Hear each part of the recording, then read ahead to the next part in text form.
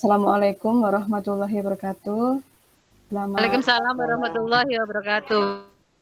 Selamat pagi, Pak Agus, Bu Nurika, dan teman-teman semuanya.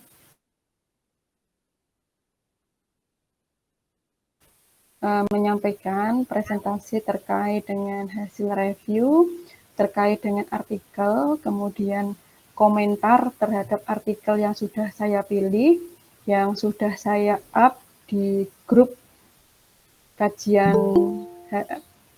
hasil penelitian UMKM.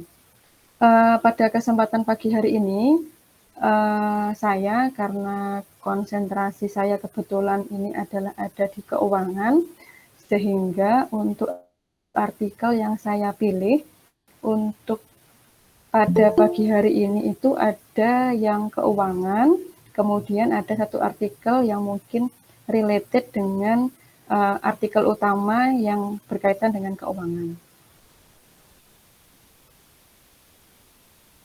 Baik, saya akan share screen dulu untuk PowerPoint-nya.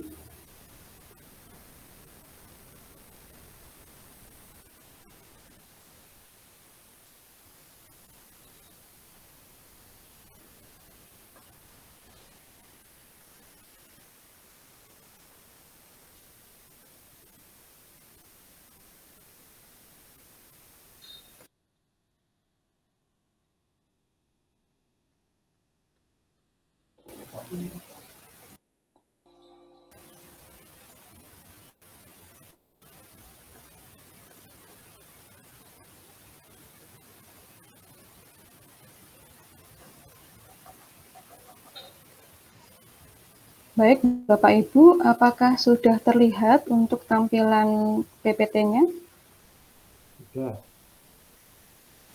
Sudah, Bu.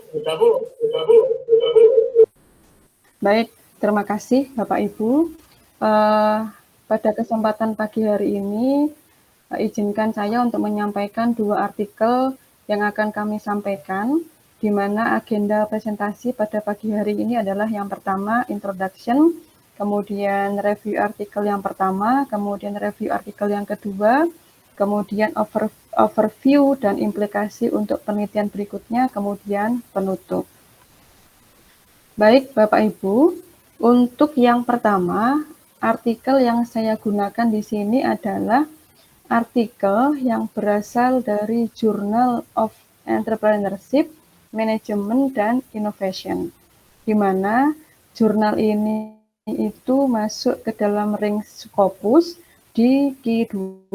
Adapun judul untuk artikel yang saya gunakan adalah The Role of Financial Technology and Entrepreneurial Finance Practice in Funding Small and Medium-Sized Enterprise. Adapun untuk artikel yang pertama ini adalah artikel yang sifatnya itu adalah SLR, sehingga dia bukan artikel kuantitatif ataupun bukan artikel kualitatif, karena untuk artikel yang pertama ini sifatnya adalah untuk pengembangan pada penelitian berikutnya. Nah, terkait dengan tujuan penelitian, di mana penelitian yang dilakukan oleh peneliti, yaitu peneliti pertama dilakukan oleh Piotr Laszak, ya, Piotr Laszak tahun 2022, ya, tahun 2022, di mana di sini dimulai dengan fenomena terkait dengan adanya UMKM yang ada di negara berkembang, di mana UMKM yang ada di negara berkembang di sini biasanya banyak menghadapi kendala, khususnya dalam hal untuk mengakses pendanaan, di mana untuk bisa mengakses pendanaan tersebut ada beberapa hambatan-hambatan yang dialami oleh UMKM dibandingkan dengan akses yang dimiliki oleh perusahaan yang lebih besar. Yang dimaksud dalam penelitian di sini, ini adalah akses untuk mendapatkan pembiayaan yang sifatnya adalah dari kalau kita menyebutnya pinjaman dari bank gitu ya. Jadi adanya kendala untuk mendapatkan pinjaman dari bank.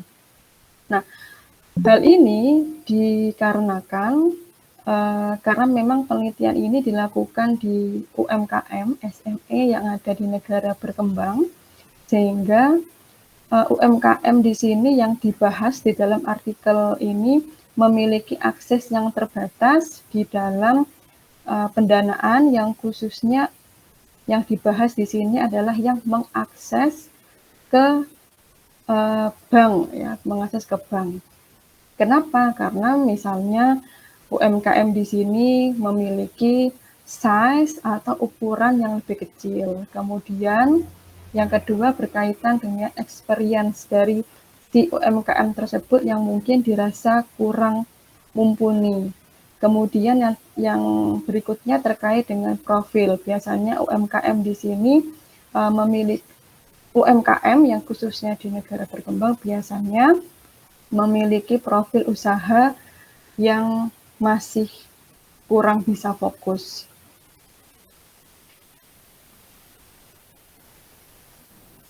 Sehingga di penelitian di sini, misalnya menurut Arner et al. Tahun 2015 menyatakan bahwasannya karena UMKM di sini memiliki kesusahan untuk bisa mengakses ke pendanaan, sehingga mereka memanfaatkan pendanaan yang lainnya. Salah satunya misalnya menggunakan pendanaan dari microfinance, kemudian crowdfunding, sampai dengan memanfaatkan finansial teknologi yang bisa bermanfaat untuk UMKM.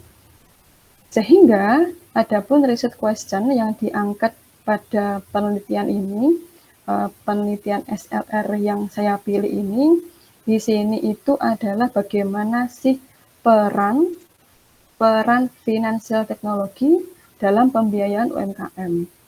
Kemudian yang kedua, lebih dikhususkan bagaimana pembiayaan UMKM-nya itu di negara berkembang. Kemudian yang ketiga, ini berkaitan dengan bagaimana peran dari yang financial teknologi ini untuk terkait dengan kondisi keuangan di negara berkembang. Nah, kemudian selanjutnya terkait dengan jenis penelitian yang ada di sini itu adalah SLR, jadi dia bukan kuanti atau bukan kuali, tapi lebih ke SLR. Nah, kemudian karena di sini adalah penelitian SLR, jadi di sini ada beberapa langkah atau metode yang digunakan oleh peneliti untuk mendapatkan hasil yang diinginkan untuk menjawab dari riset question yang diajukan. Nah, yang pertama, di sini peneliti menggunakan akses ke Scopus. Jadi, si peneliti ini menggunakan database Scopus, kemudian menggunakan keyword-nya adalah financial technology dan SME, di mana di sini artikel yang dipilih oleh si peneliti adalah lebih mengkhususkan bagaimana peran dari financial technology kepada UMKM. Nah, kemudian kalau yang berkaitan dengan akses database di Scopus ini dihasilkan ada 65 artikel. Nah, 65 artikel ini kemudian dipilih kembali yang sifatnya itu adalah open access. Ternyata dari 65 yang dipilih itu hanya 15 artikel yang bisa di open access. Nah, terus kemudian selain dengan menggunakan database Scopus, si peneliti juga menggunakan database di Google Scholar dengan kata kunci pencarian yang sama. Kemudian dihasilkan di sini adalah ada juga 65 artikel. Namun untuk yang di proses yang kedua ini, dia mencari sumber lain selain Scopus, yaitu di Google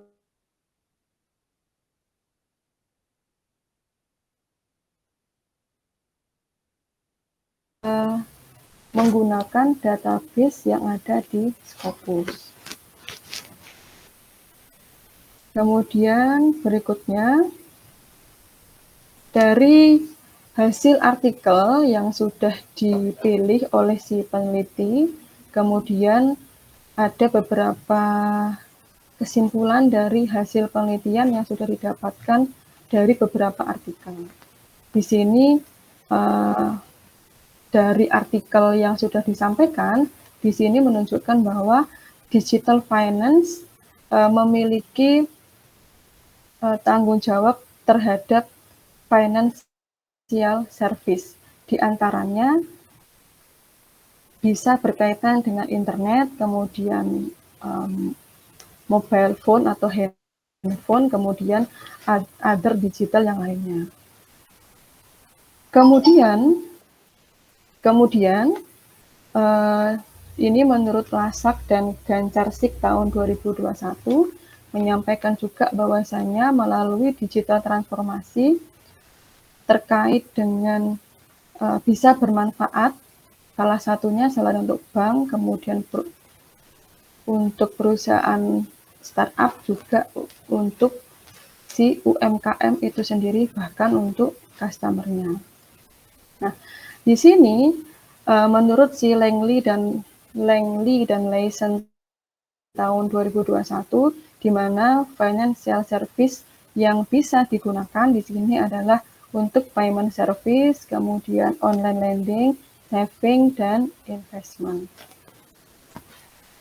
Kemudian selanjutnya di sini ada dari Lu et al. Tahun 2021 yang menyampaikan bahwasannya yang berkaitan dengan developing countries, fungsi dari financial technology di sini itu adalah untuk mengurangi asimetri informasi.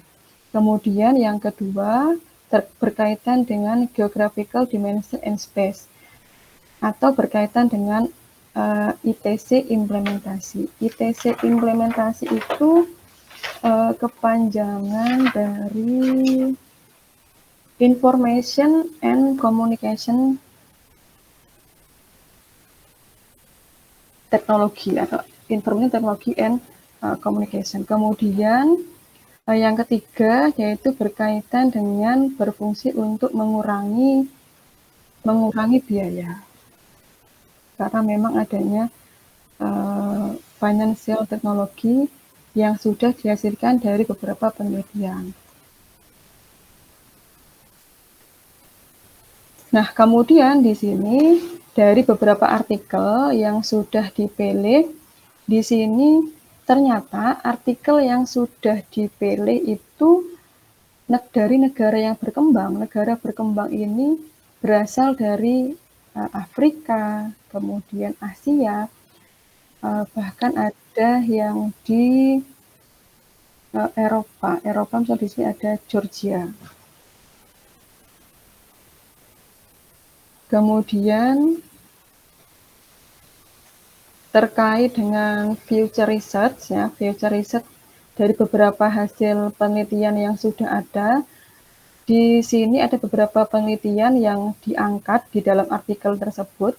Misalnya dari Du et al. Tahun 2022 yang meneliti tentang e-tax system terhadap SME di Vietnam, di mana di sini dia untuk future research-nya itu dia bisa mengembangkan, bisa menggunakan topik yang sama yaitu e-tax system, tetapi tidak hanya di Vietnam, mungkin bisa diterapkan di negara berkembang yang lain.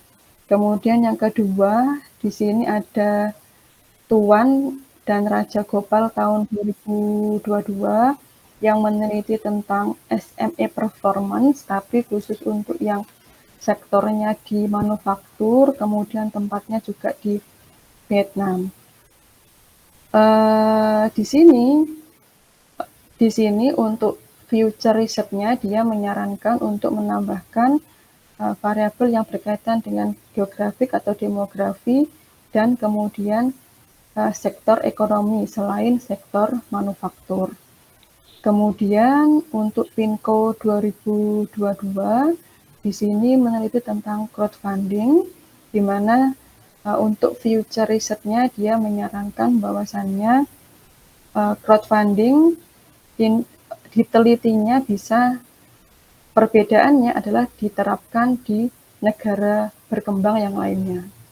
Kemudian yang ketiga yaitu dari Craziu tahun 2022 meneliti tentang bagaimana dampak pandemi terhadap SME performance. Kemudian peluang untuk penelitian berikutnya di sini adalah untuk melihat kinerja dari SME performance-nya tetapi menggunakan yang post pandemi. Kemudian overview atau mungkin kritik dari saya terhadap artikel ini, kemudian mungkin juga nanti mungkin jika teman-teman menemukan kekurangan ya dari artikel ini.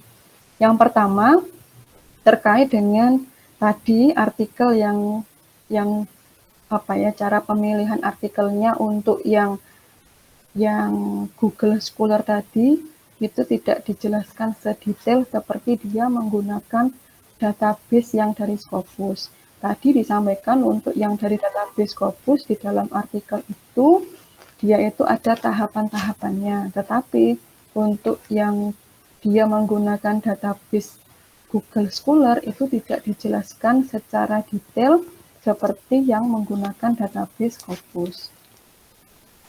Kemudian yang kedua terkait dengan negara, di mana artikel-artikel yang dihasilkan dari penelitian ini itu dia berasal dari negara berkembang. Tapi negara berkembangnya itu dia berasal dari ada yang dari Afrika, kemudian Eropa, dan di Asia. Di Asia pun itu yang ada di dalam artikel itu yang itu adalah dari China. Yang kalau kita mungkin bawa ke Indonesia secara karakteristik demografinya antara Afrika, Eropa, bahkan Asia itu pun beda dengan yang ada di Indonesia. Kemudian untuk yang ketiga, ini untuk future risetnya di artikel ini itu diberikan ada beberapa saran dari artikel ini untuk next penelitian berikutnya. Yaitu tadi ada beberapa dari artikel-artikel yang bisa digunakan untuk penelitian selanjutnya. Ini untuk overview terhadap artikel yang pertama. Kemudian yang kedua, artikel yang kedua di sini yang saya pilih adalah artikel dari Journal of Indonesian Economy and Business. Jurnal ini itu ada di Indonesia, kemudian dia ada di Sinta 2, dan jurnal ini itu miliknya UGM, miliknya Fakultas Ekonomi dan Bisnis Universitas Gadjah Mada. Dengan nama jurnalnya adalah Journal of Indonesian Economic and Business. Kemudian judulnya adalah Antecedent and Implication of Innovation Capability, Empirical Study of Bakpia MSME in Yogyakarta. Kemudian nama penelitinya adalah Baroroh Dwi Nurhayati, Titik Kusmantini, dan Tri Wahyuningsih.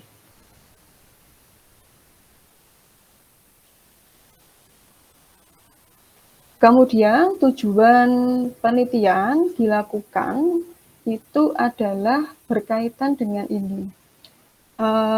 Yogyakarta kita tahu bahwasanya itu merupakan salah satu kota wisata yang ada di Indonesia.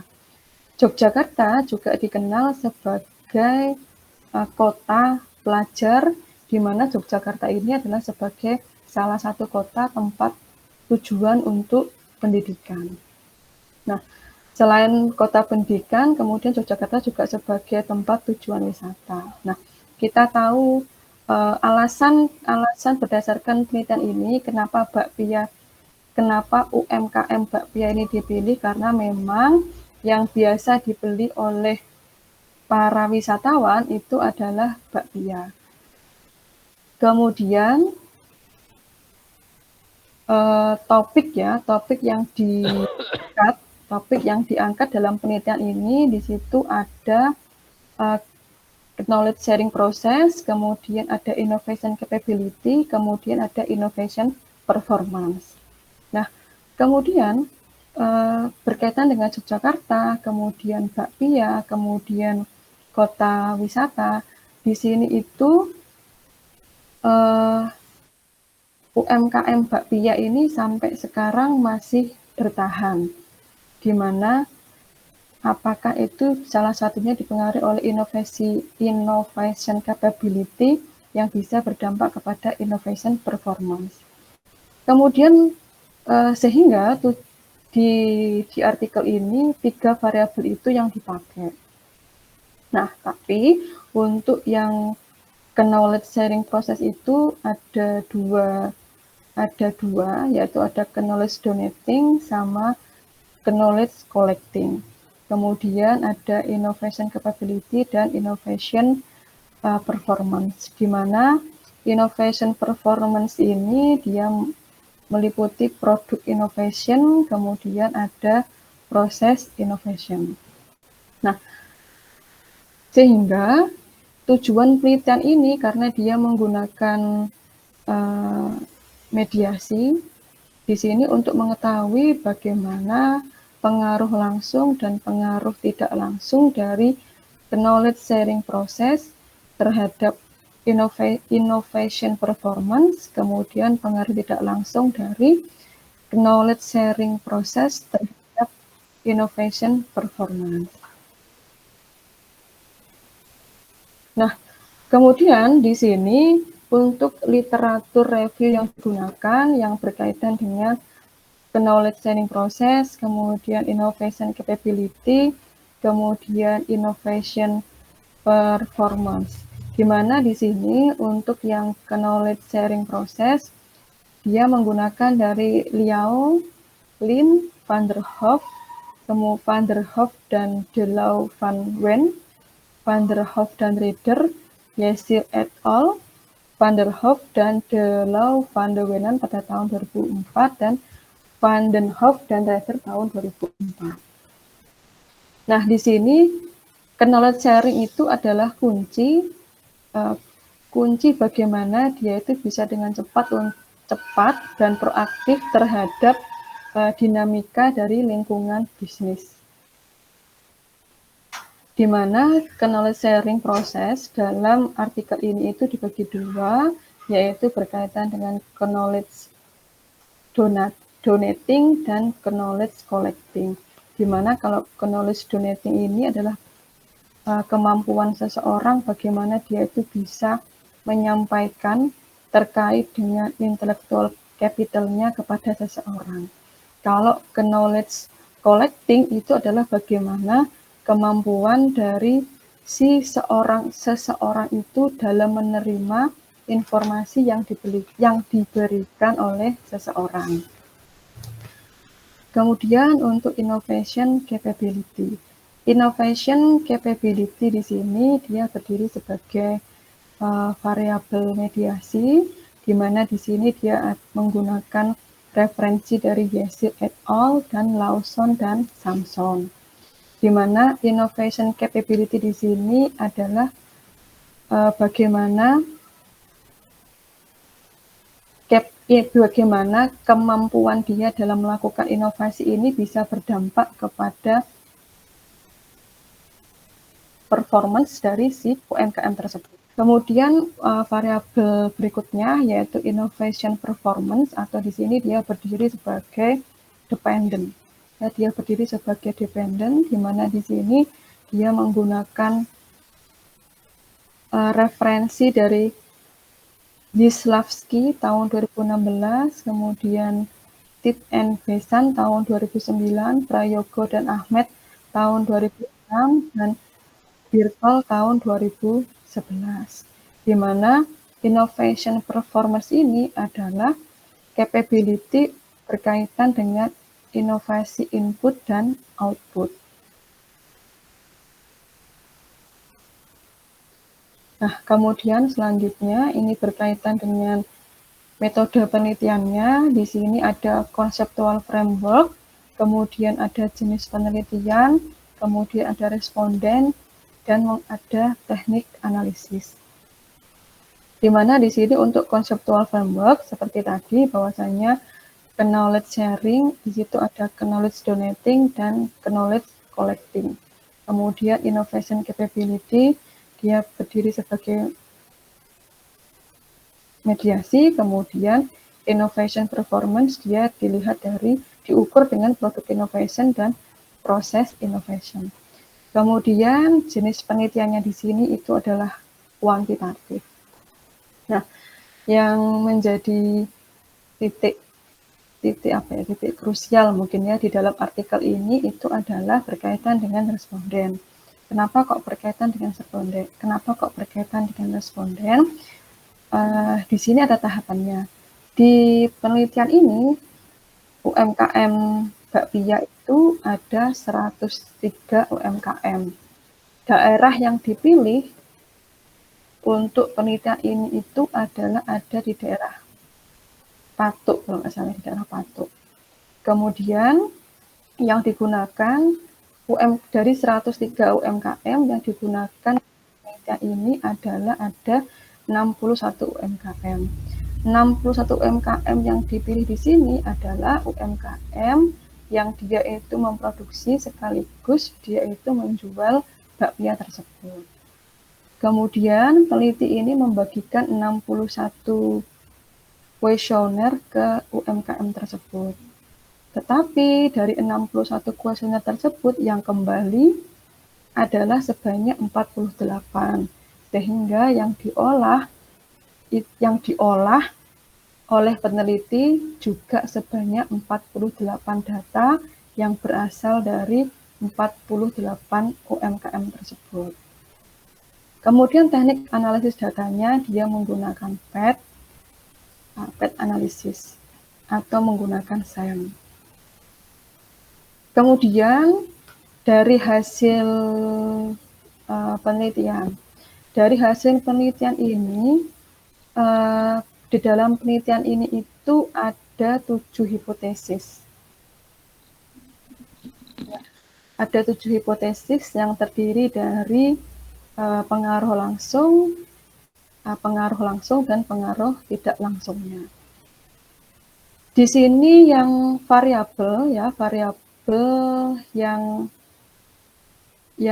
tidak signifikan itu ada dari knowledge donating, knowledge collecting terhadap innovation performance, kemudian knowledge donating dan knowledge collecting terhadap innovation capability.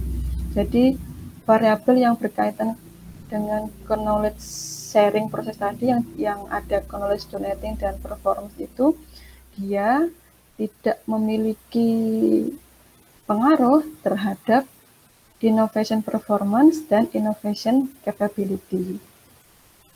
Nah, seperti yang disampaikan tadi bahwasannya knowledge donating dan collecting berkaitan bagaimana seseorang itu memberikan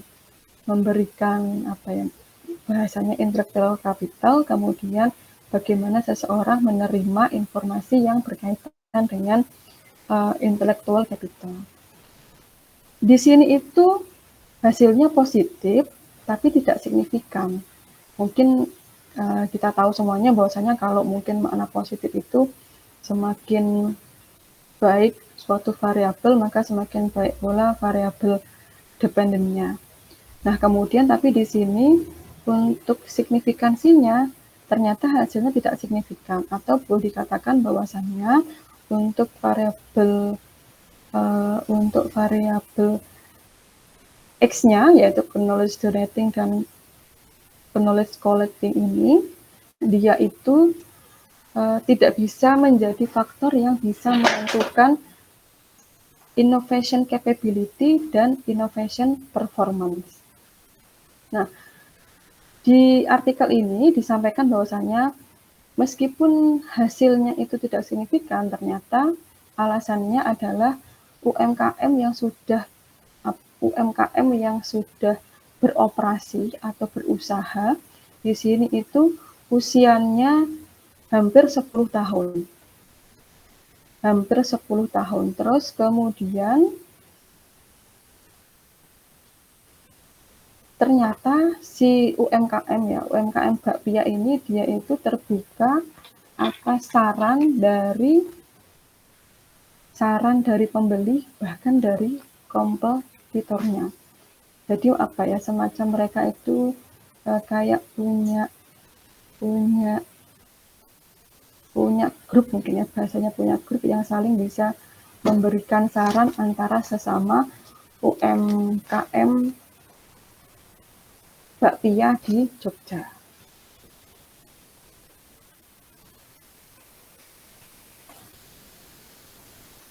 Kemudian di sini untuk variabel yang positif dan signifikan itu adalah innovation capability terhadap innovation performance, di mana memang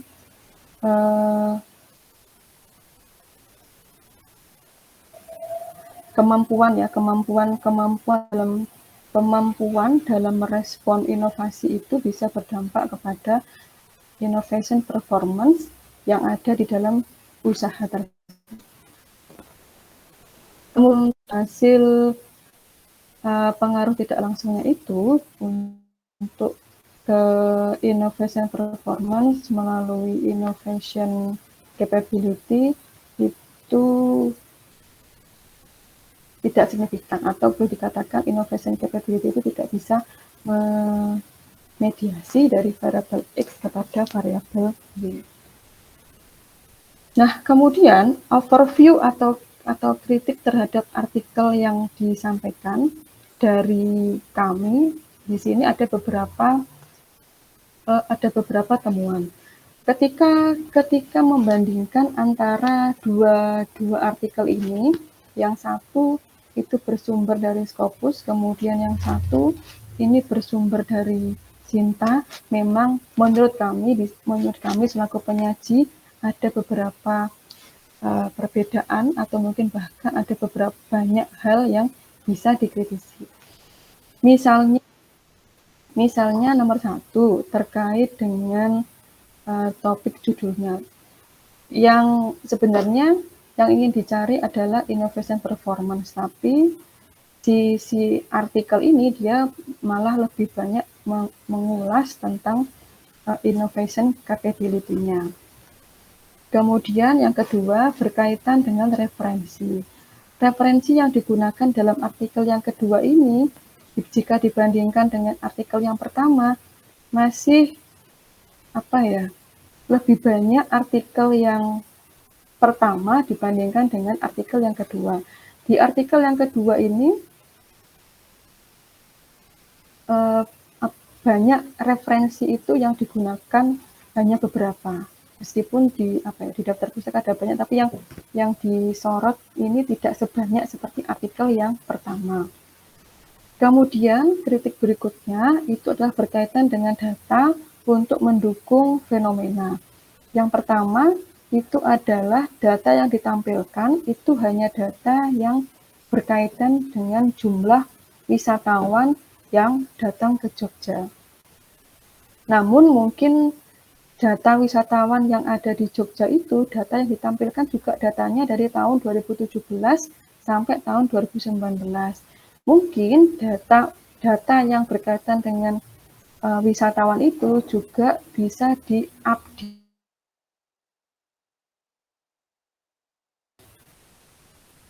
lebih tahunnya lebih kekinian gitu ya, tidak tahun 2017 sampai 2019.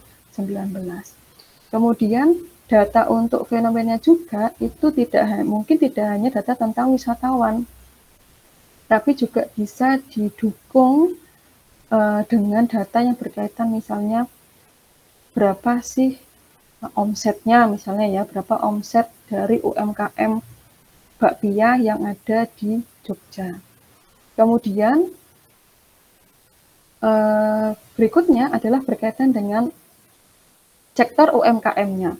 Di Jogja itu UMKM-nya tidak hanya bakpia, mungkin bisa dikembangkan ke UMKM yang sifatnya untuk handicraft, terus kemudian yang berkaitan dengan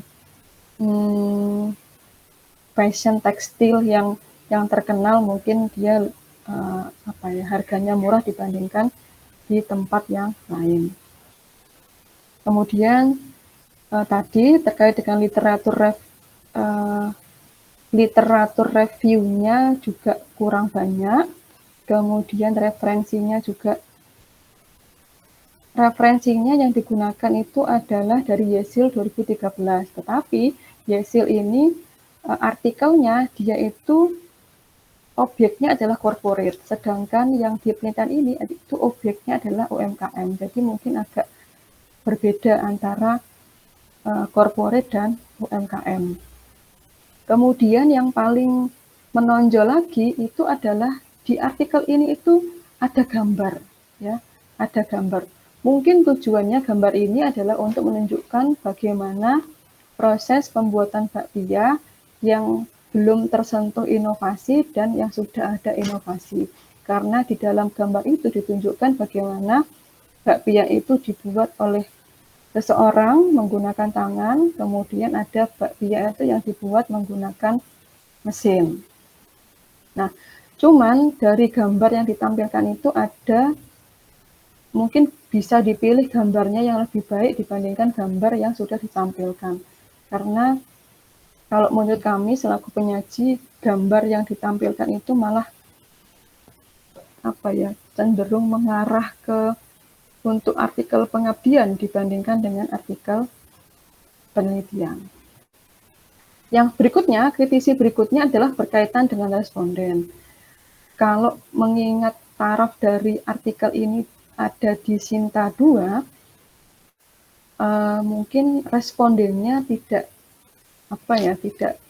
terlalu kecil. Dia respondennya hanya 48 UMKM. Jadi mungkin kami selaku penyaji di sini, kalau 48 UMKM untuk skala Sinta 2 mungkin respondennya kurang banyak gitu, sehingga objek penelitiannya mungkin bisa diperluas, tidak hanya objek UMKM yang berkaitan dengan bakpia, tapi mungkin bisa diperluas kembali UMKM yang ada di Jogja, misalnya ada handicraft ya, ada handicraft yang bisa diangkat atau diulas di dalam penelitian ini. Kemudian saran untuk penelitian berikutnya itu adalah berkaitan dengan mungkin dari segi model penelitian itu bisa dibuat yang lebih atraktif lagi dengan menambahkan variabel. Misalnya bisa dikaitkan dengan variabel green economy, atau mungkin bisa dikaitkan dengan variabel yang sifatnya capital structure atau variabel-variabel lain yang relevan yang bisa membuat artikel ini bisa lebih menarik. Kemudian, jika dibandingkan antara artikel pertama dan artikel kedua, itu saya secara pribadi ketika membaca artikel ini pun, mohon maaf ya jika mungkin ada teman-teman yang lain yang bisa memberikan saran lebih baik. Jadi kalau membaca bahasa Inggris dari yang Sinta 2 sama yang Scopus tadi, kayak rasa bahasa Inggrisnya itu beda gitu ya, bahasa Inggris versi Sinta 2 dengan bahasa Inggris versinya yang artikel pertama yang dari Scopus tersebut, itu kayak ada feel yang berbeda. Kemudian antara artikel pertama dan artikel kedua itu berkaitan dengan referensi. Meskipun yang artikel pertama dia itu menggunakan artikel SLR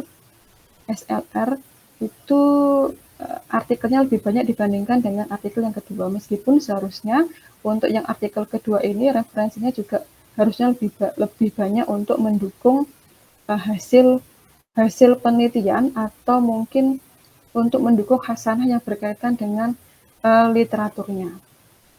Kemudian dari segi overview atau critical terhadap artikelnya, ini saya secara pribadi menemukan banyak masukan atau kritik untuk artikel yang kedua dibandingkan dengan artikel yang pertama.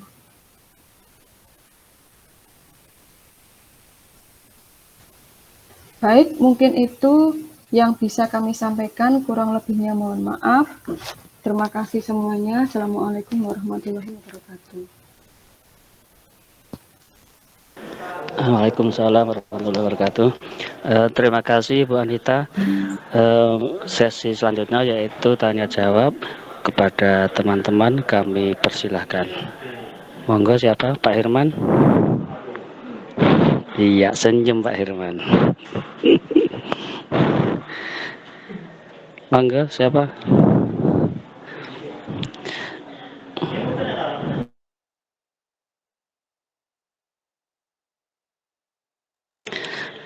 Kalau belum ada, saya awali dulu nggih Bu Anita. Saya juga pengen tanya.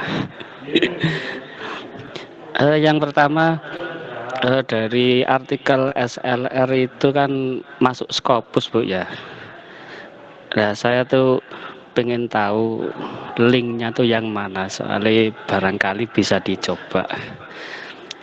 Kemudian untuk topik keuangan itu kira-kira yang sedang trending itu apa? Karena penasaran juga sih, pengen belajar tentang keuangan, topik yang lagi hit.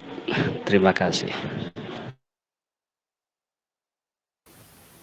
Baik, terima kasih Pak Judin untuk pertanyaannya. Yang Pak Judin yang pertama tanyakan itu link ya Pak ya, link Scopus ya Pak ya? Link publishernya. Link publisher. Ibu dapat jurnal dari link mana gitu? Oh, kalau untuk yang artikel yang Scopus ini itu saya masuk ke ini Pak, masuk ke Sago JR. Karena di situ kan link Scopusnya kan banyak, tinggal dipilih kitanya maunya apa.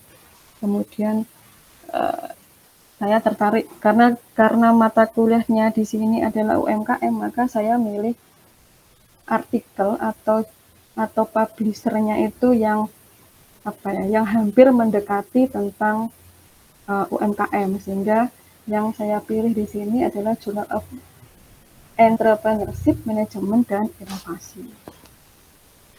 Kemudian kalau yang terkait dengan topik ya Pak ya, sebenarnya kalau topik di keuangan itu tinggal kita, kalau menurut saya pribadi, kita itu menggunakan data primer atau data sekunder.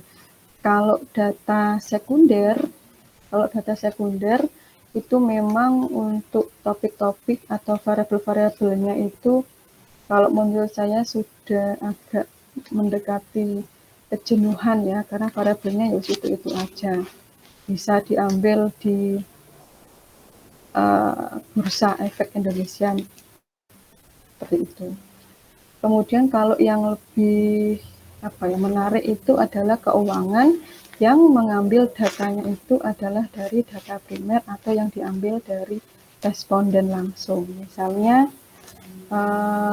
ya seperti topik yang diangkat misalnya berkaitan dengan financial teknologi. Cuman kalau dikaitkan dengan UMKM, financial teknologi dan UMKM di sini mungkin agak kesusahan mencari UMKM yang benar-benar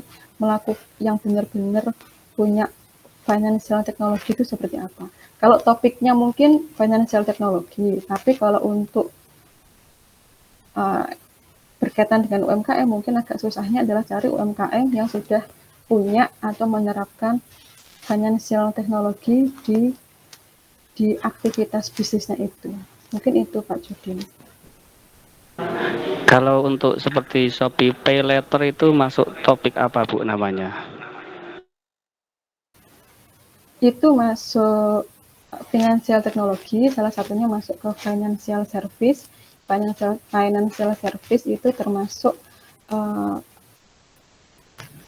yang service yang diberikan itu salah satunya adalah bisa bentuknya loan, kredit ataupun investment. Nah itu juga bisa masuk dalam fintech, financial service. Service-nya berkaitan dengan SPT letter itu kan berkaitan dengan apa ya, kayak kredit seperti itu. Mungkin itu Pak Judin. Oke, terima kasih. Monggo teman-teman yang lain. Pak Anam silakan. Ya, terima kasih atas kesempatannya. Nah, mungkin sedikit share saja yang mengenai yang direview Bu Anita. Mungkin juga ya ada pertanyaan, di mana kalau yang saya amati di papernya yang A itu, yang di Jogja, nah itu kan diulas oleh Bu Anita kan, overview-nya salah satunya ada di sampling ya. Nah, Ya Pak, di respondennya Pak. Di sampling itu kan menyebutkan 103, terus kemudian 61, terus turun menjadi 48. Nah, di sini kalau saya amati, di penelitiannya kan dia menggunakan datanya itu kurang lebihnya kan tidak dirinci secara detail. Nah, misalkan populasinya itu diambil dari Departemen Trade and Industry Jogja, itu apakah sebesar 103, padahal itu kan UMKM yang di sektor bakpia itu ada kriteria khususnya juga. Nah, kemudian pada saat dijelaskan di sampling teknikalnya itu dia menggunakan judgment. Nah, kalau diilustrasikan itu kalau di purposive sama judgment itu kan harus menjelaskan secara detail. Nah, mungkin pada saat kalau dilihat dari ilmu metodologinya, bahwasanya kalaupun menentukan sampel yang sudah ada ketemu angka, itu kan masuk di probabilistic sampling. Nah, probabilistic sampling tekniknya, nah kemudian untuk metodenya bisa menggunakan metode sampling seperti proporsional ataupun cluster sampling ataupun di mix, itu nanti akan ketemu sampel yang akan dituju. Kalau saya melihat dari metodenya yang diulas itu memang kurang lengkap untuk yang papernya yang di Jogja. Apalagi kan ini kan Q3. Terus kemudian saya menemukan keganjilan lagi mengenai identitas responden. Nah, ini kenapa kok ada 4 item saja yang ditampilkan. Lah di sini kan ditampilkan positioning, terus establishment, number of employees, sama turnover. Padahal karakteristik UKM itu kan ada banyak, misalkan orientasi penjualannya kemana, terus jumlah modal awal untuk kegiatan usaha, dan sebagainya.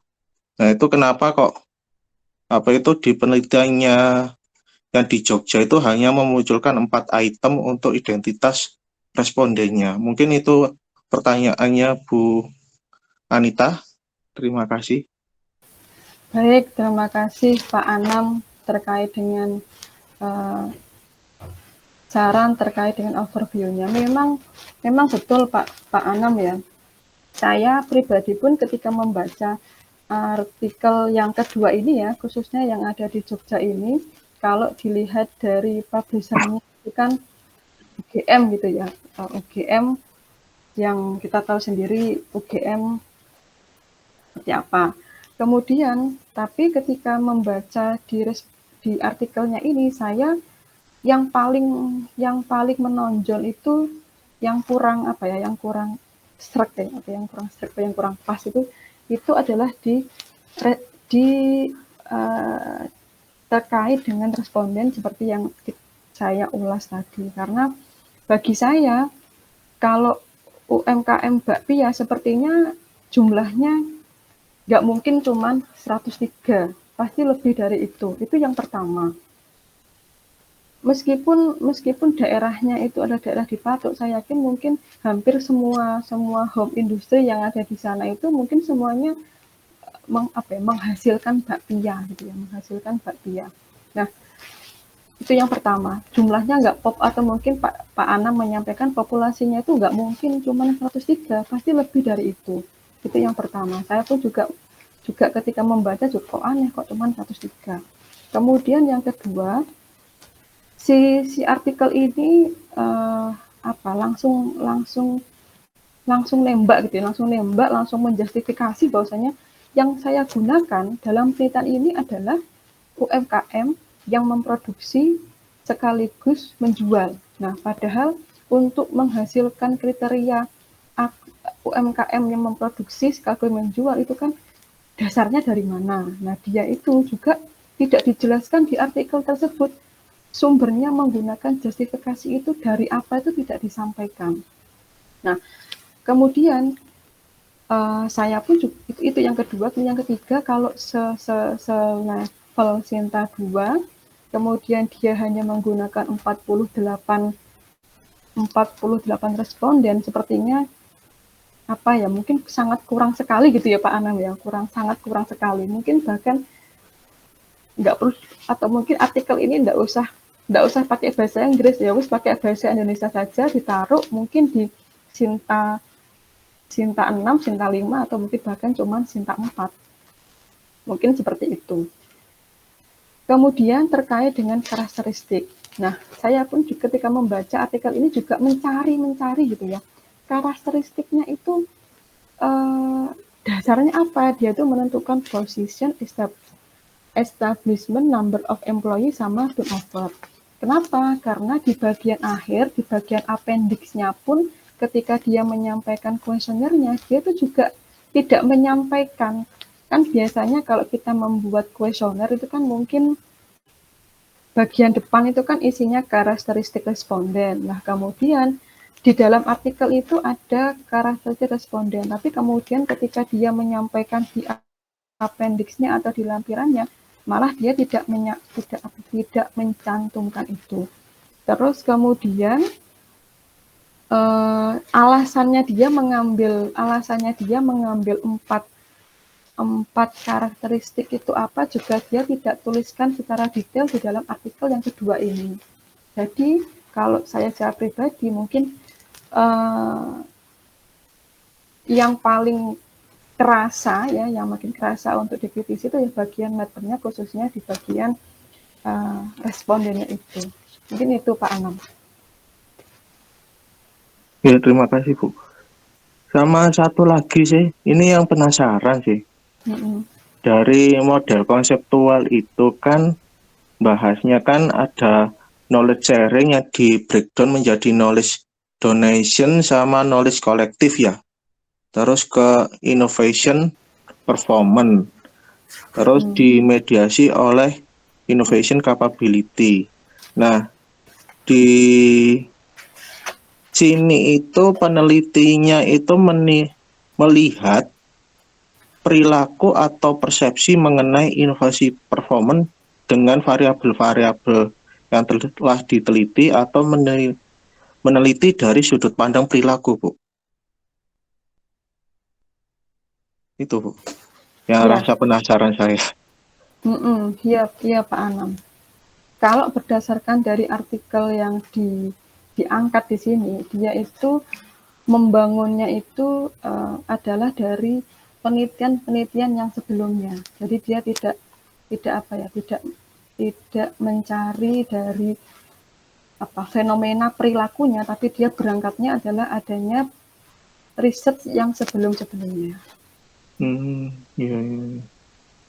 Soalnya kan nanti kan akan mempengaruhi skalanya, Bu. Kalaupun meneliti mengenai perilaku, pastinya kan kurang lebih bisa menggunakan skala semantik. Kalaupun yang persepsi, mungkin ya Likert pun cocok. Tapi kan di Pak Pia ini kan kurang lebihnya kan tidak dijelaskan secara detailing. Apalagi kan di sini kan ya juga Sinta 2 kalau nggak salah ya. Sinta 2 terus masuk di Simagonya itu Ki 3 yang dikelola Jogja. Nah itu kurang tahu kalau mekanismenya kok sampai masuk Sinta 2 terus sudah masuk Scopus Ki 3 lagi. Padahal kan Ki 3 ya kurang lebihnya kan untuk ilustrasi narasinya kan harus minimal ada detailingnya lah, di fokusnya yang di sub mana, agar pembaca pun atau preview pun ya bisa tahu sisi mana yang bisa dieksplor, sisi mana yang perlu dikembangkan. Mungkin itu juga Bu saran dari dari saya untuk yang critical reviewnya sepintas ini. Betul, betul Pak Anam ya. Memang saya pun ketika membaca artikel ini juga ini Sinta 2, kemudian masuk Scopus. Tapi tadi saya menyampaikan ketika saya tes membaca dari segi bahasa mungkin ya, dari segi bahasa antara artikel yang pertama dan artikel yang kedua ini tes alunan bahasanya itu kan agak berbeda gitu ya. Nah, kemudian ketika tadi Pak Anam menyampaikan ini Sinta 2 tapi masuk Ki 3, tapi bahasanya mungkin gini, kok bentuknya kok begini, masuk Scopus gitu. Nah, bentuknya begini kok masuk Scopus Ki 3 gitu. Nah, kemudian saya pun juga bertanya, lagi sebenarnya kan apa gak ketinggian kalau masuk Scopus, apa gak masuk Sinta di bawahnya saja. Mungkin saya pun berpikir ya lebih baik masuk Sinta di bawahnya Sinta 2 atau mungkin belum masuk ke Scopus. Saya pun demikian Pak Anam. Ya Bu, mungkin itu dulu saran sama kritikal dari artikel yang jenengan ulas. Terima kasih atas informasinya dan sharing diskusinya. Nggih. Nggih Pak, terima kasih. Nggih, terima kasih Mas Anam. Mungkin dari teman-teman ada yang lain lagi? Monggo, Bu Melani, Pak Dayat, Pak Sueb, Pak Lutfi, Bu Anita, Bu Desi, Mas Bagus, ada? Oh, Pak Fazlur, silakan. Oke. Ya, assalamualaikum warahmatullahi wabarakatuh. Terima kasih, Pak Judin. Di sini yang artikel pertama ya, Bu Anita, mohon izin. Itu terkait the role of financial technology, itu ya, artikel pertama ya, Bu Anita. Ya Pak, ya. Jadi yang saya ini sih soroti sih lebih ke keyword dari abstraknya. Itu kan ada developing countries, jadi ini negara berkembang. Jadi ini memang penelitian ini itu betul-betul menyoroti tentang negara berkembang. Nah, cuman ini saya cuman lihat aja ya, lihat sekilas saja. Cuman kalau di metodologinya itu ketika dia explore di Scopus ataupun di Google Scholar, itu tidak ada kata kunci negara berkembang, sehingga yang saya takutkan yang di download atau didapatkan dari Scopus ataupun Google Scholar itu karena tidak ada kata kunci developing countries ataupun mungkin penjelasan tentang negara-negara mana saja yang dimasukkan ke dalam yang dikriteriakan sebagai negara berkembang itu. Takutkan nanti yang diteliti malah jurnal-jurnal yang bukan negara berkembang, karena di sini tidak dijelaskan gitu. Padahal di sini sangat jelas, kalau bahkan di judulnya, di abstraknya itu sorotannya ke developing countries. Terus kemudian apakah penting juga developing countries ini dimasukkan ke judul? Karena ini di keywordnya ini dimasukkan juga di keywordnya. Jadi ini kan berarti ada kata kunci yang penting tapi tidak dicantumkan di dalam judul paling tidak. Sehingga ketika orang membaca, oh ini di developing countries gitu, ini khusus di developing countries. Terus kemudian di ini juga ada practice funding.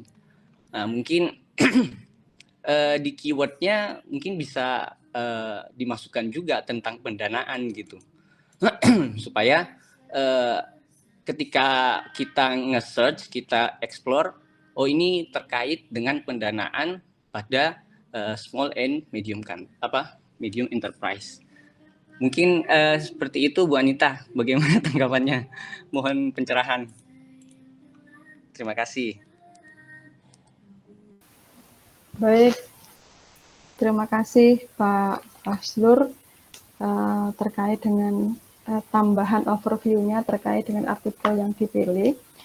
Memang memang teman itu juga developing countries itu dimasukkan ke dalam keyword, tapi ke dalam untuk di mesin pencariannya developing countries itu tidak dimasukkan dalam mesin pencarian yang digandengkan dengan financial teknologi dan SME ya.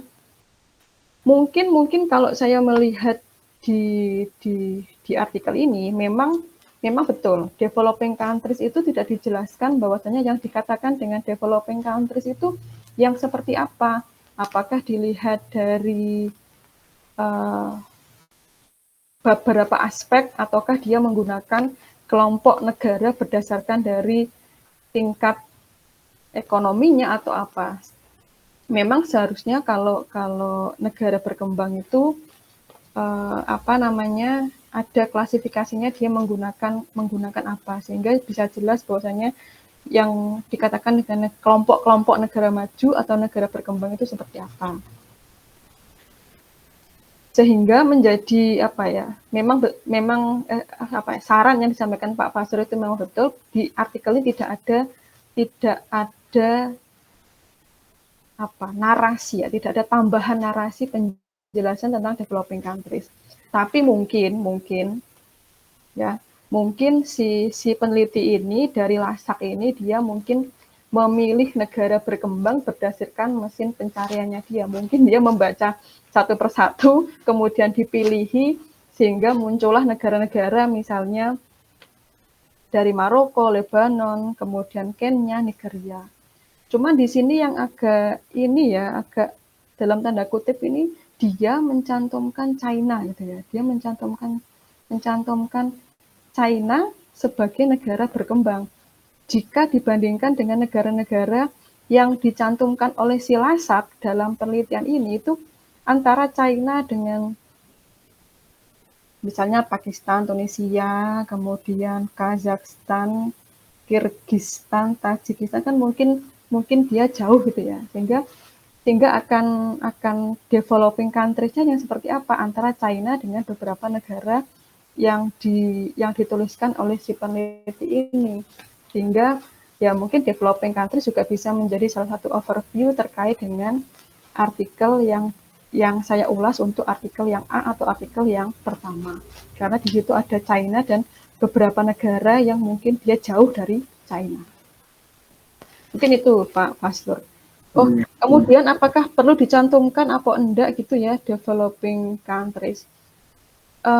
Biasanya kalau dia itu menjadi sorotan, menjadi apa ya, yang menjadi sorotan itu memang dicantumkan dalam keyword. Tapi keyword itu seharusnya menjadi sorotan, tetapi di dalam artikelnya memang penjelasannya agak kurang tentang penjelasan dari developing countries. Mungkin itu Pak Fasur. Terima kasih Bu Anita. Terima kasih. Yes. Gimana ya? Apa perlu juga ya disampaikan untuk pendanaan itu loh, untuk disampaikan juga di dalam abstrak, karena di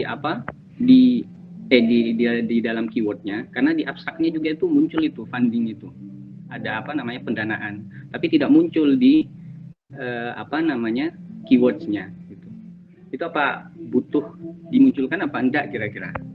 Karena itu kan termasuk salah satu sorotan yang mana ya itu yang menjadi gap-nya juga gitu loh, bagaimana pendanaan di SME gitu. Kalau tidak dimunculkan itu menjadi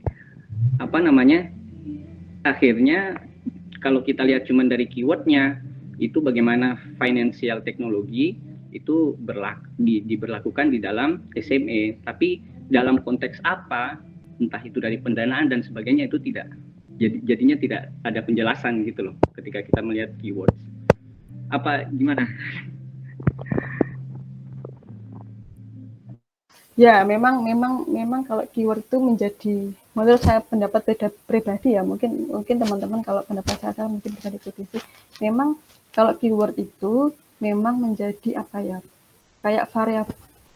Kalau kuantitatif mungkin bahasanya adalah variabel yang diteliti, misalnya seperti itu. Nah, kemudian kalau yang di sini SLR mungkin adalah topik yang mungkin disorot, yang mungkin akan dibahas. Nah, memang antara memang tidak dicantumkan atau memang kurang dicantumkan, itu yang memang tidak ada penjelasannya. Tapi memang di dalam penjelasan artikel ini, penjelasan artikel yang A ini yang berkaitan dengan financial technology ini, memang funding itu juga dibahas. Cuman terkait dengan peletakan di keywordnya itu, apakah satu mungkin ada kemungkinan entah lupa nggak dicantumin atau memang nggak dicantumin, berarti seperti itu. Peluangnya banyak gitu, Pak Fasur. Tapi memang pembahasan tentang funding itu dibahas di dalam artikel ini. Iya. Terima kasih Bu Anita. Oke, selanjutnya Bu Anip. Ya, baik. Terima kasih Pak Muhammad Sirojudin. Mohon izin Bapak Ibu, Bu Dr. Nurika dan Pak Agus. Bu Anita, nyun izin saya mau ini bertanya aja untuk artikel yang pertama. Saya memang di artikel pertama ini sedikit bingung ya, karena dia memang SLR, memang modelnya SLR, dan dia menjelaskan bahwa dia ngambil Scopus, Scholarnya hanya untuk sebagai latar belakang saja, kan gitu ya Bu Anita ya. Cuma kok memang selalu dikaitkan dengan perihal situasi terkini yang disebabkan oleh pandemi COVID-19 gitu. Jadi COVID, pasca COVID dan pandemi itu menjadi fenomenanya dia gitu. Tapi di research questionnya itu enggak menyebabkan sama sekali, padahal maksudnya dia melatar belakangi itu gitu. Kenapa dia akhirnya membuat SLR gitu. Jadi kalau saya baca itu analoginya si penulis ini tuh, misalkan saya penulisnya itu gini, saya mau nulis SLR nih gitu ya misalkan. Cuma fenomenanya karena ternyata setelah pandemi itu banyak nih UMKM yang malah kesulitan banget pembiayaannya gitu ya. Jadi itu, tapi recent question-nya itu tidak ada hubungannya sama COVID sama sekali gitu. Jadi cuma arahnya ke sana saja. Saya mau tadi itu mencari sebenarnya ini bolak-balik ditulis sampai dia menggarisbawahi pandemi COVID-19 menjadi latar belakang penelitian ini gitu. Jadi bolak-balik seperti itu. Di sebelumnya juga begitu. Konteks penting dalam hal ini adalah situasi terkini yang disebabkan oleh pandemi COVID-19 gitu. Jadi kan sebenarnya dia menulis itu karena ada fenomena bahwa setelah pandemi COVID itu UMKM ini kesulitan gitu kan secara pembiayaan gitu kan. Tapi tidak sama sekali, walaupun termasuk karena mungkin recent question-nya itu tidak berhubungan sama pandemi sama sekali, akhirnya saya lihat di pembahasannya pun dia tidak menyentuh sama sekali tentang COVID gitu.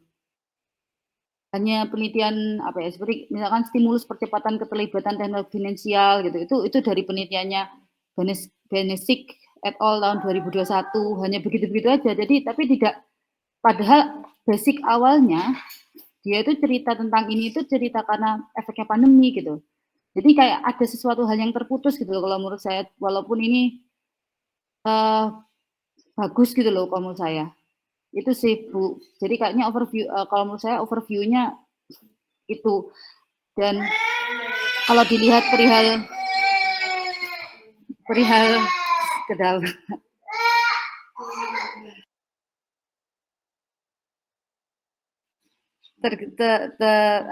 dari metodologi itu Bapak Ibu. Jadi ada riset question yang kalau menurut saya itu tidak apa ya, ada kayak jembatan yang terputus gitu antara latar belakang yang awalnya mendasari si penulis ini menulis gitu sampai membentuk sebuah riset question itu sepertinya kayak ada yang terputus begitu. Itu kalau pendapat saya tentang yang analisis yang jurnal yang pertama yang disampaikan sama Bu Anita yang tentang apa tadi Bu? Tentang the role financial technology and entrepreneur financial practice di SMEs. Mungkin itu aja sih yang kalau saya soroti terkait seharusnya kan kalau menurut saya antara latar belakang sama metodologi itu nyambung gitu, selaras gitu. Tapi kok nggak kebaca di situ gitu loh. Kalau saya begitu. Itu aja Bu Anita. Begitu aja Pak Siroj, Pak Judin. Oke, terima kasih tambahan overview-nya Bu Hanif. Memang ketika kita bicara di introduction, itu bicaranya pandemi. Di introduction awal itu bicaranya pandemi, tapi ketika berangkat menuju ke tengah, pandeminya sudah hilang. Betul. Nah, pandeminya hilang gitu. Pandeminya hilang, kemudian dia justru lebih banyak mengulas tentang developing countries-nya. Jadi kayak pandemi itu saya nggak nyambung, kok kayaknya ada jembatan yang terputus ya Bu Anita ya. Pandemi itu cuma pengantar, kemudian ujuk-ujuk langsung bertolak belakang ke developing countries-nya. Jadi kalau saya melihat artikel ini, pandemi itu kayak apa? Kayak kalimat pengantar gitu ya, kalimat pengantar. Kemudian ujuk-ujuk langsung dibalik menuju developing countries, kemudian sampai seterusnya dia lebih condongnya ke developing countries-nya. Sampai di riset question-nya itu dia tidak menyentuh yang namanya pandemi. Tapi di dalam pembahasannya dia tidak menyentuh pandemi. Tapi kemudian di dalam future research yang di halaman yang paling belakang itu justru dia itu menyarankan ada penelitian dari siapa tadi saya lupa, itu yang menyarankan untuk meneliti future research-nya itu yang pasca pandemi. Jadi kayak di depan dia pandemi itu sebagai pengantar, kemudian hilang, kemudian di belakang dia itu ada future research yang menyarankan untuk meneliti pasca pandemi. Nah, itu yang agak apa ya? Sebenarnya mungkin dia, kalau menurut saya dia tidak menjurus ke pandemi, tapi sebenarnya dia mau mengulasnya itu yang developing countries-nya, tapi mungkin antara pengantar kalimatnya sama yang saran untuk future riset-nya itu malah ada yang bicara tentang pandemi dan pasca pandemi. Nah, mungkin itu yang agak antara depan sama belakang ini yang tengahnya hilang gitu. Iya, akhirnya hilang gitu. Makanya saya metode saya baca bolak-balik, tapi kok nggak menyentuh itu sama sekali, padahal isunya itu. Terus di pembahasan nggak ada juga, di kesimpulan baru ada muncul gitu. Jadi kalau menurut saya kok apa ya, seperti tiba-tiba BIM salah BIM, awal muncul, tengah nggak ada, belakang muncul lagi. Ini kan makalah ini tentang proses memulai perubahan, contohnya pengaruh situasi ekonomi yang disebabkan oleh COVID-19. Dan ini di terakhir itu Bu. Dia ngambil perihal dari Kriezu et al. 2022 kan, menguji dampak COVID-19. Lah itu di terakhir gitu. Itu resiko-resiko, memitigasi resiko terhadap itu tuh bagaimana gitu. Itu begitu. Iya, betul, Bu Anis. Ada yang enggak maksud mungkin dia pengennya cuman ke developing countries, cuman nyambung kemana-mana. Ya, terima kasih Bu Hanif. Terima kasih Bu Anita. Terima kasih teman-teman. Apakah ada lagi? Kalau enggak ada lagi, kami persilakan pada Bapak Agus dan Ibu Nurika untuk memberikan evaluasi atau wejangan. Terima kasih. Matur nuwun. Bu Nurika dulu, monggo. Oh, iya Pak, matur nuwun. Nggih. Ya, ini saya mengikuti tadi diskusi Bapak Ibu ini menarik ini ya. Dan untuk artikel pertama itu saya juga setuju. Tadi yang terakhir tadi Bu Hanif juga menyoroti bahwa ini tadi cerita pandemi, kemudian hilang, itu memang betul ya. Dan yang menarik lagi bahwa literatur yang dicari itu adalah perform in the scope resource published in 2010 sampai 2021. Kalau dia memang fokus pandemi itu kok artikel yang publish di 2010 itu juga masuk gitu. Artinya memang enggak niat ke arah pandemi ini. Ya, 2010 itu sudah publish dan diambil ini datanya. Kemudian lagi bahwa di sini keywords-nya dia hanya financial technology or fintech and SME. Kemudian tidak dijelaskan dia itu kalau memang SLR itu menggunakan metode yang mana. Apakah Prisma, Parus, atau apa itu juga tidak jelas.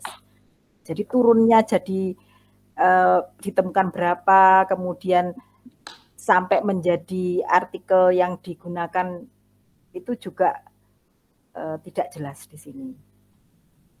Dia hanya katakan setelah itu dia melakukan naratif literatur review. Ya memang betul yang Bapak Ibu sampaikan ya, tadi mulai dari Pak Sirajuddin, kemudian Pak Anam, Pak Fazlur, dan terakhir Bu Hanif yang terkait dengan ini. Banyak sekali yang yang menjadi tanda tanya itu ya terkait dengan penelitian artikel ini. Terutama di riset question, dia punya riset questionnya itu ada 3, tetapi pada saat pembahasan juga masih kurang mendalam ya. Padahal kalau ini ada 3 ini, what is the role of financial technology, what is the role fintech in financing in developing countries, dan how does non-bank financing improve the financial institution. Nah ini ya tadi ya tidak dikaitkan dengan pandemi COVID, kemudian datanya diambil 2010 dan ini masih bisa dieksplor lagi dan juga tidak jelas dia menggunakan metode apa gitu ya. Biasanya kan pakai Prisma atau apa itu. Itu untuk komentar terkait dengan ini, dengan artikel 1. Kemudian artikel kedua, ini tadi ada pertanyaan tentang ini ya, populasi, sampel, metode samplingnya, dia menggunakan purposive. Kemudian di sini dikatakan yang diambil adalah BAPIA UMKM ya, BAPIA MSMS yang carry out the production and marketing process. Jadi dia memproduksi sekaligus ada proses marketing, sedangkan yang hanya retailer itu tidak dipakai. Nah, kemudian ini menjadi pertanyaan. Dia sempat ada pertanyaan mengapa ini digunakan gitu ya. Nah, ini tidak dijelaskan. Kemudian dari 103 ternyata turun terus menjadi 61, tetapi dari 61 kuesioner yang dikirim ada hanya return 48. Ya ini minimal ya. Padahal dia juga di sini dari 48 artikel dari 48 kuesioner tadi yang diolah dia menggunakan PLSM.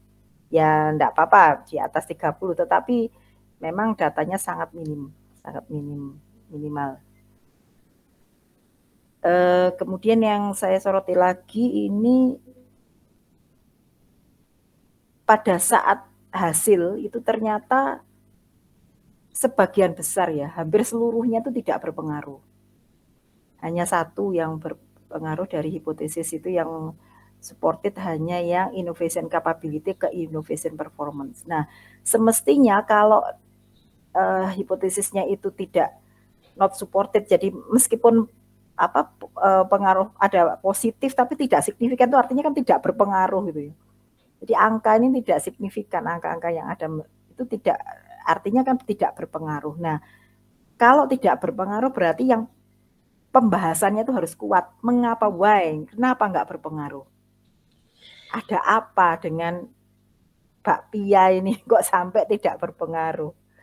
Nah, di sini kurang dieksplor. Karena kalau berpengaruh, oke lah berpengaruh, supported begini ya, sesuai, tinggal ada dukungan, mendukung teori, tetapi pada saat tidak berpengaruh ini harus lebih clear. Tetapi yang dilakukan di sini, kalau kita dilihat di sini malah mereka mengatakan, oh iya nggak berpengaruh karena perusahaan itu doesn't want to share everything, tidak mau sharing gitu. Ini kurang dalam ya terkait dengan kondisi bakpia di sini yang diambil sebagai sampel, nanti ditarik kesimpulan untuk populasi. Jadi ada apa, mengapa kok tidak berpengaruh itu loh, ada apa gitu ya, padahal dari hipotesis itu berpengaruh. Nah, itu kurang dieksplor di sini. Kemudian ada lagi ini, saya soroti Bapak Ibu mungkin bisa juga dilihat di artikelnya, itu di halaman 203, itu kuesionernya, orang disuruh menjawab dari sangat tidak setuju sampai sangat setuju begitu. Tetapi dari statement pertanyaan ini, misalnya contohnya, I share the information with employees. Saya sharing informasi dengan employees. Ini kan bisa dijawab dengan yes dan no saja. Gitu ya. Jadi bisa jadi kenapa tidak berpengaruh itu ada dua. Apakah memang hasilnya demikian tidak berpengaruh, atau salah di instrumennya. Jadi dia kuesionernya tidak pas begitu. Ya memang dia melakukan uji validitas dan reliabilitas, tetapi yang penting juga di dalam validitas itu ada content validity. Nah, ini kontennya sudah betul atau tidak, itu juga perlu. Seandainya membuat kuesioner itu konten validity-nya itu apakah benar, ini sudah betul, pertanyaannya seperti ini.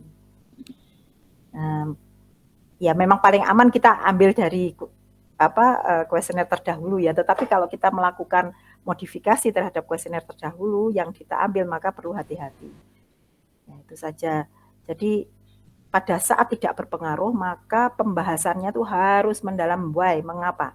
Berarti tidak variabel ini tidak berpengaruh gitu ya, tidak mendukung. Misalnya innovation performance, knowledge donating tidak berpengaruh terhadap innovation performance. Kenapa ini? Nah, ini bisa dikaitkan dengan kondisi bakpia tadi, bisa dikaitkan dengan fenomena yang ada, atau ada apa ini. Nah, ini kurang dibahas di sini.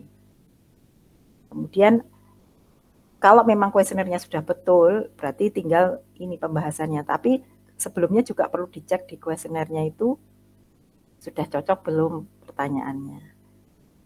Nah, itu saja dari saya untuk tambahan. Tadi sudah banyak sekali ini sudah dibahas oleh Bapak Ibu ya, dan juga Bu Anita tadi sudah membahas terkait komentar-komentar terhadap artikel yang ada ini. Kemudian ada satu terakhir topik, kalau kita bagaimana ya caranya mencari topik terbaru atau terkini. Nah, itu Bapak Ibu bisa masuk misalnya emerald ya, atau Bapak Ibu ketik kata kunci misalnya tertarik apa misalnya finance begitu ya.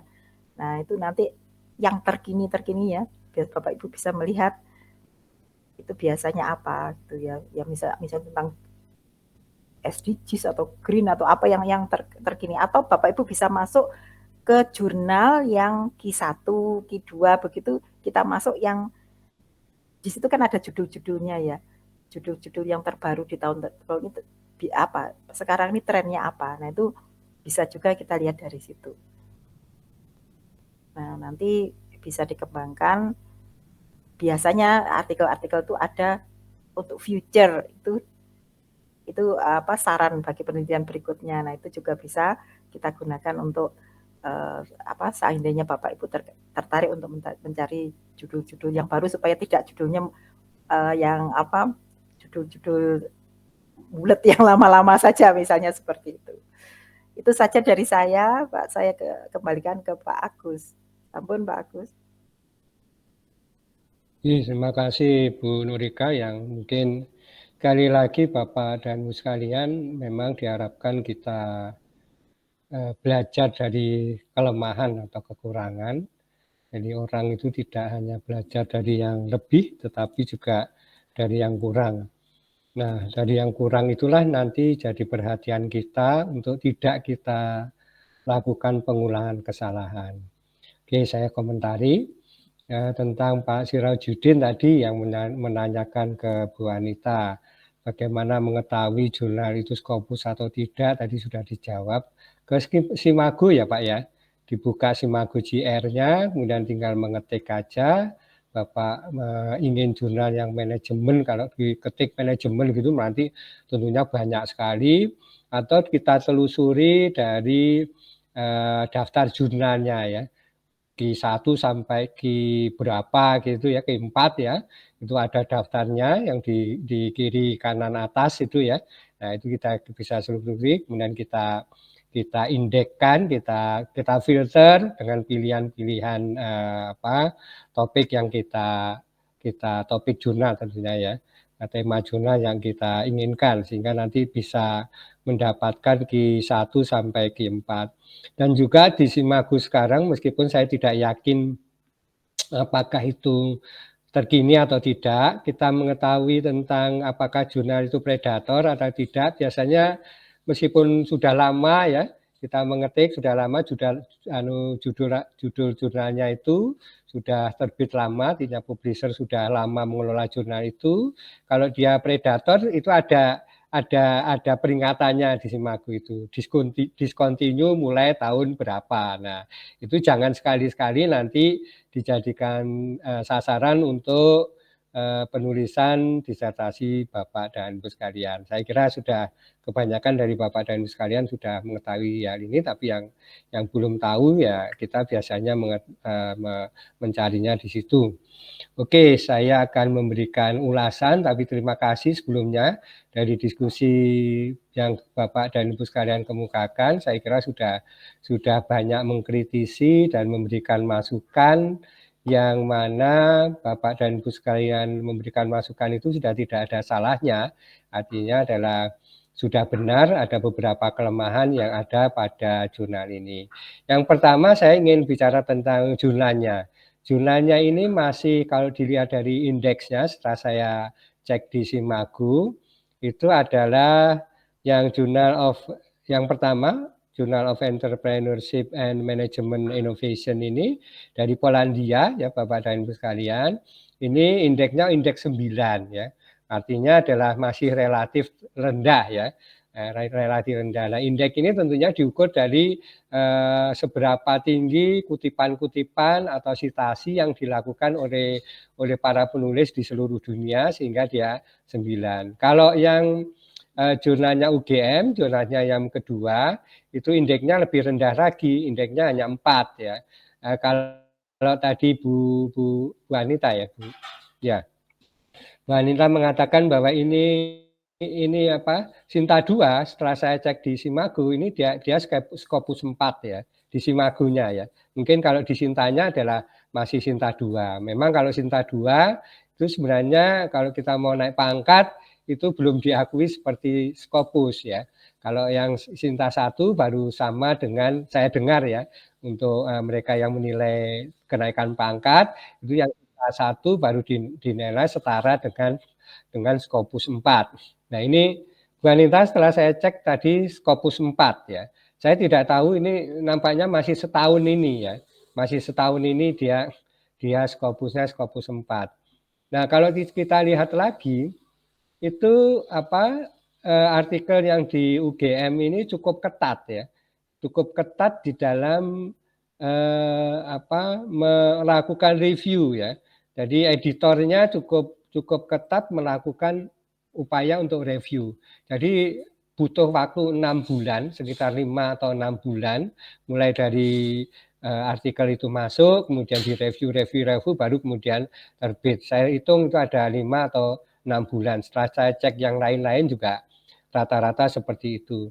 Nah, keketatan review ini juga nampaknya menjadi ukuran dari BILS untuk mengatakan bahwa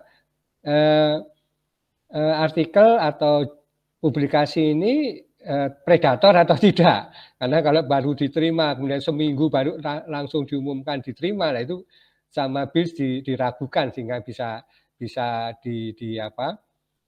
ditolak ya, atau tidak diakui lah katakanlah seperti itu, atau discontinued yang disebut oleh Scopus. Nah itu sehingga dalam konteks ini sekali lagi kita belajar dari itu. Oke, kita lihat kontennya. Bapak dan Ibu sekalian, saya ingatkan berkali-kali penyaji dan juga Bapak dan Ibu sekalian, mohon maaf kalau saya memberikan masukan ini ya. Istilah ini Bapak dan Ibu sekalian, dia mengatakan ini developing countries. Ada ing-nya ya Bapak dan Ibu sekalian. Kalau ada ing-nya itu adalah negara sedang berkembang. Sementara tadi penyebutannya adalah negara berkembang. Nah, negara berkembang itu beda dengan negara yang sedang berkembang. Sehingga kalau toh di sini penulisnya memberikan contoh negara-negara Nigeria, terus Mesir dan sebagainya, itu memang sekarang kondisinya developing ya, bukan developed ya. Kalau develop itu adalah negara maju ya. Saya setuju dengan Bu Anita tadi kok memasukkan Cina sebagai negara developing country, karena sekarang ekonomi mereka itu adalah nomor 2 di dunia setelah Amerika. Amerika sekarang juga agak kolap gitu, Eropa juga seperti itu. Kita tahu mungkin dalam waktu-waktu tahun-tahun yang akan datang dia menjadi ekonomi nomor 1 di dunia ya mungkin ya. Apalagi kalau kita lihat indikasinya sekarang mobil-mobil Cina mulai masuk di Indonesia yang 5 tahun yang lalu atau 10 tahun yang lalu kita belum pernah melihat fakta-fakta yang kita dapatkan seperti itu. Setuju juga tadi kok ada banyak latar belakang tentang COVID ya. Nah, di dalam tinjauan COVID ini ternyata tadi Bu Nurika sudah mengkritisi tahunnya. Nah ini juga memang kurang terinci Bapak dan Ibu sekalian. Biasanya kalau dia landasannya adalah penelitian tentang dokumen, dalam hal ini adalah dia ngambil dari Scopus dan Google Scholar, itu dia harusnya memerinci ya. Yang Google Scholar dia berapa ya sumbernya, kemudian akhirnya mendapatkan negara mana saja. Yang saya baca biasanya review kan. Ini semacam review terhadap artikel-artikel tentang finance ya. Nah, seperti itu biasanya disebut ya. Disebutkan dari negara mana saja yang dia dapat, kemudian kontennya juga dia sebut. Nah, ini langsung ya karena mungkin janjinya naratif, ya akhirnya dia langsung pada konteks naratifnya yang lebih dikedepankan, tapi tidak membahas atau merinci tentang unsur-unsur finance teknologi, fintech dan SMS-nya ini dari negara-negara mana saja, karakternya bagaimana ini tidak tersebut. Kemudian setuju dengan Bu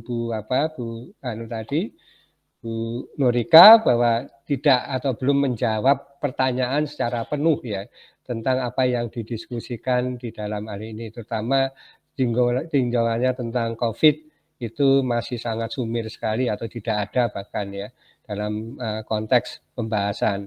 Nah kalau tentang kontribusinya tentunya adalah kontribusi penelitian yang akan dilakukan dalam konteks tentang finance ini tentunya adalah yang dikutip itu hanya pendapatnya orang lain ya, yang dikemukakan tadi oleh Bu Anita tadi ya, pendapatnya orang lain tentang apa penelitian tentang finance untuk mendatang ya, tapi dia tidak beranjak dari saya lihat tidak beranjak justru dari penelitiannya itu sendiri, penelitian dia itu sendiri, jadi masih mengutip dari pendapat orang lain. Nah, kalau kita memberikan saran tentunya adalah harus berpendapat dari hasil penelitian kita, bukan orang lain, meskipun tahunnya adalah 2022.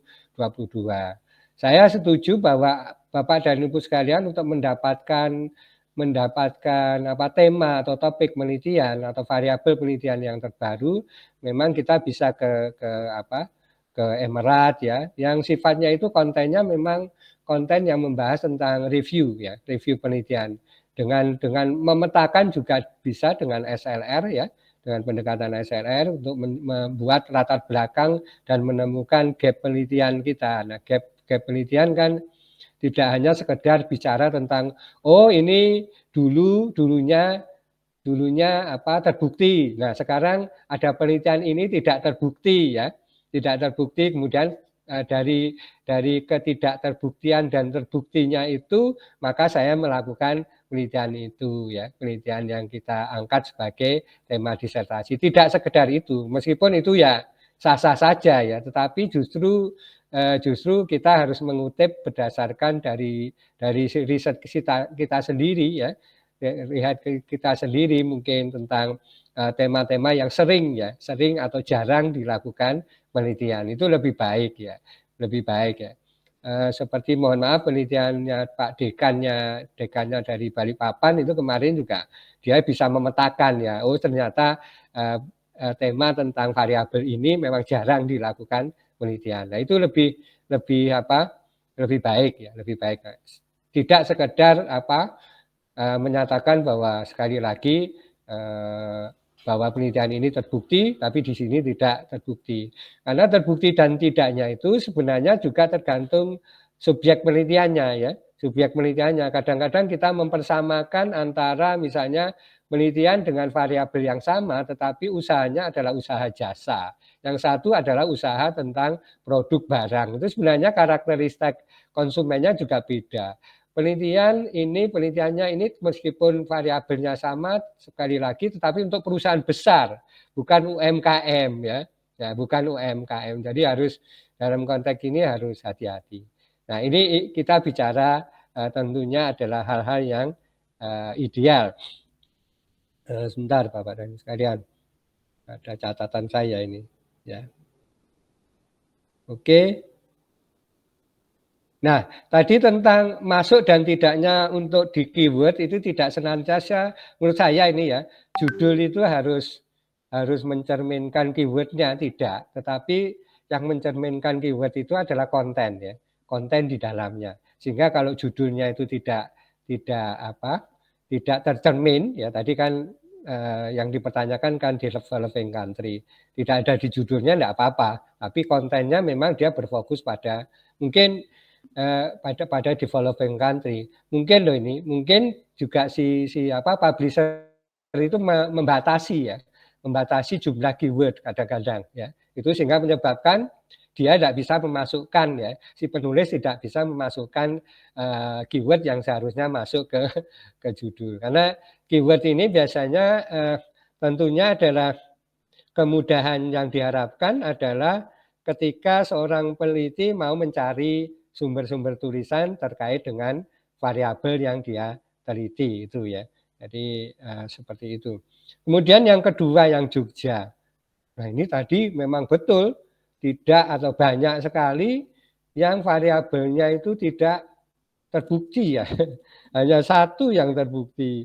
Nah, ini hanya satu yang terbukti. Bentar. Nah, kalau hanya saya setuju dengan Bu Nurika tadi, kalau memang hanya satu yang terbukti, yang satu itu sudah jelas karena berangkat dari variabel itu adalah berangkat dari teori. Teori itu berarti sudah terbukti. Tapi kemudian tiba-tiba kok nyeleneh gitu loh. Kok nyeleneh dari 7 ya Bu ya. Karena berapa ya tadi? Kok hanya 1 yang tidak terbukti. Dan itu memang betul Bu Nerika tadi harus dijelaskan gitu loh. Nah, saya menemukan kadang-kadang disertasi itu tidak menjelaskan. Saya kadang-kadang tidak menemukan banyak disertasi tidak menjelaskan. Ini kok tidak terbukti ya. Tidak terbuktinya apa? Ada apa di balik itu? Nah, biasanya justru mungkin untuk penelitian selanjutnya ya misalnya adalah tidak terbuktinya ini harus dilakukan penelitian dengan cara kualitatif ya. Kualitatif untuk mendukung atau tidaknya. Nah, itu untuk memperkuat. Nah, karena harus dijelaskan tentunya dia harus mencari juga argumen-argumen yang baik itu secara empiris maupun secara teoritis yang membenarkan. Tapi dugaan saya ya ini hanya dugaan. Kalau tadi dikatakan mungkin konsumennya juga respondennya juga terbatas, itu nampaknya ini ya, kalau kita lihat, sebentar saya lihatnya karakteristik anunya. Kalau kita lihat variabelnya Bapak dan Ibu sekalian, bentar.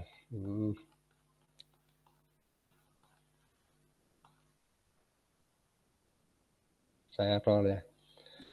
Kalau kita lihat variabelnya, ini banyak bicara tentang innovation ya. Innovation performance ya. Yang notabene untuk usaha yang UMKM dari pengalaman saya melakukan pengujian terhadap bimbingan saya maupun menguji orang lain yang di disertasi itu untuk innovation ini memang lemah untuk UMKM.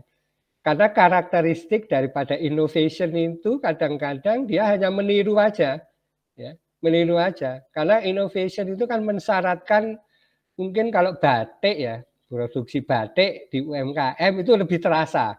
Karena di situ ada kreativitas, ada inovasi ya.